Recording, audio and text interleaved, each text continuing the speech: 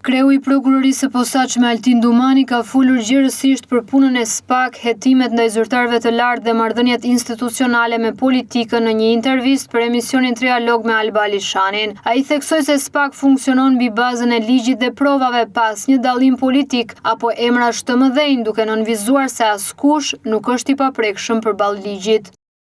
Prokurorit e SPAK dhe hetuasit janë qytetarë të zakonshëm të këtij vendi. Gjatë periudhës 3 vjeçare janë rritur hetimet për zyrtarë të lartë, organizata dhe grupet kriminale. Jemi përpjekur të kryejmë hetime shterëse, të ngrem akuzat dhe të respektojmë të drejtat e të pandeurit. Ne nuk i ndajmë çështjet sipas politikës, por veprojmë sipas provave. Për ne nuk ka rëndësi emri. Ai theksoi se SPAK ka treguar se nuk ekziston koncepti i të paprekshmëve.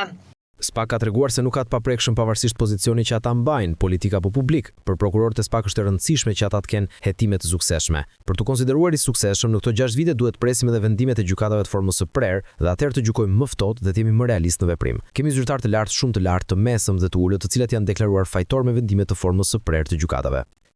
Sa i takon çështjes ndaj zëvendës kryeministres Belinda Balluku, Dumani sqaroi se njoftimi për publikun u bë vetëm pasi asaj u komunikua akuza. Dumani u shpreh se njoftimi u bë në ato kohë për shkak se është e rëndësishme që fillimisht subjekti i pandehur duhet të merrte dieni për hetimin dhe më pas të informohej publiku.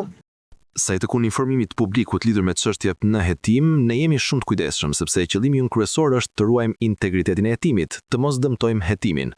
Por duhet respektojmë të drejtat e subjektit. Njoftimi u bë ditën që u paraqit në SPAK, subjekti në fjalë dhe i u komunikua akuza. Njoftimet mëparshme nuk mund të bëheshin, pasi duhet marrë dieni e pandehura dhe pastaj SPAK të reagonte me atë njoftim, ku ishte njoftim korrekt dhe informacioni mjaftueshëm për publikun.